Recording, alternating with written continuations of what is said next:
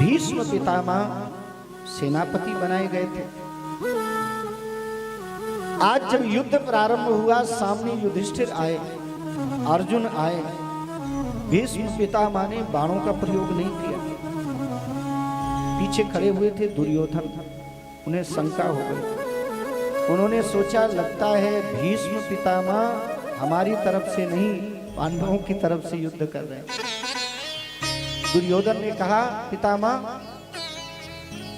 आप सेनापति बनाए गए हैं, आपने अर्जुन का वध क्यों नहीं किया? आपने युधिष्ठिर का वध क्यों नहीं किया?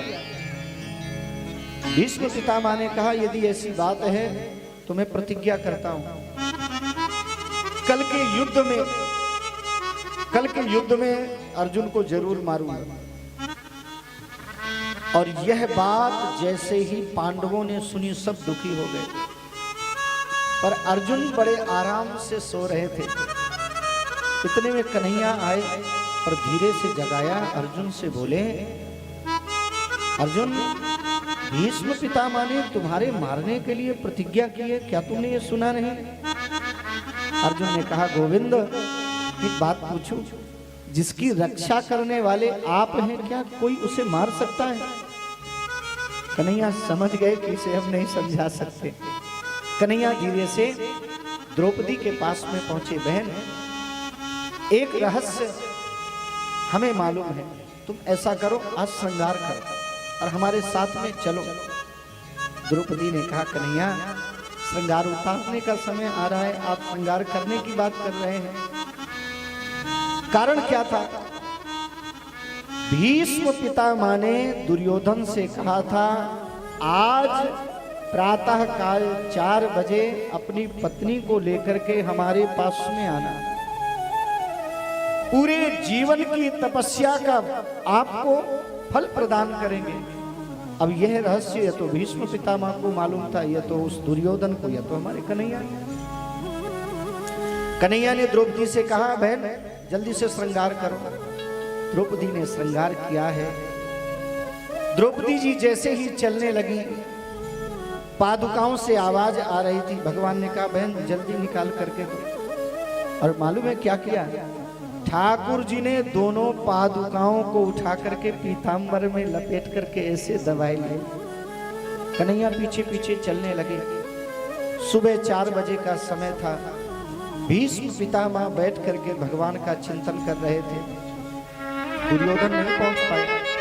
भगवान पहले ही द्रौपदी को लेकर के पहुंच गए और कहा, बहन भीतर जाना, प्रणाम करना, धीरे से बाहर निकल करके आ जाना, कहना कुछ नहीं। द्रौपदी भीतर गई, भीष्म पितामह को प्रणाम किया।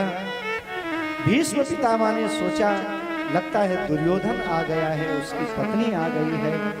आंख बंद किए हुए भीष्म पितामह ने कहा, बेटा यदि मैंने आजीवन एक कृष्ण के अतिरिक्त किसी को ना देखा हो, यदि कृष्ण के अतिरिक्त मैंने आज तक किसी का भजन ना किया हो, यदि मैंने आजीवन ब्रह्मचर्य का नियमित पालन किया हो, तो तुम्हारे पति को आज के बाद में महाभारत के रणांगन में कोई हरा ही ना पाए। और इतना कह करके उन्होंने आशीर्वाद दिया। और जैसे ही द्रौपदी जी ने सुना, तो द्रौपदी जी ने धीरे से कहा, पितामह एक बात बता दीजिए, कल की प्रतिज्ञा सत्य है कि आज का वरदान सत्य है? आंख खोल करके देखा तो आश्चर्यचकित रह गए। सामने तो द्रौपदी बैठी हुई थी। धीरे से भीष्म पितामह ने पूछा, बेटा तुम्हें यहाँ पर कौन लेकर के आया? द्रौपदी ने कहा, पहले आप बताओ, कल की प्रतिज्ञा सत्य है कि आज का वरदान सत्य है? भीष्म पितामह ने कहा, बेटा पहले ये बता कि तुझे यहाँ लेकर के आया कौन है? अचानक द्रौपदी जी के मुख से निकल गया, मेरी दासी लेकर के आई है। चल जरा उस दासी के पास लेकर के चल। और जैसे ही भीष्म पितामह कुटिया से बाहर निकले तो क्या देखते हैं? एक दासी पीतांबर पहने हुए हैं और पीतांबर ओढ़े हुए हैं। पर उन्होंने देखा हाथ में मंगल चिन्ह नहीं है, पैर में मंगल चिन्ह नहीं है, ये है कौन? और जैसे ही भीष्म पितामह ने पीतांबर को उठाया तो क्या देखते हैं, दासी की जगह दास जी खड़े हुए हैं।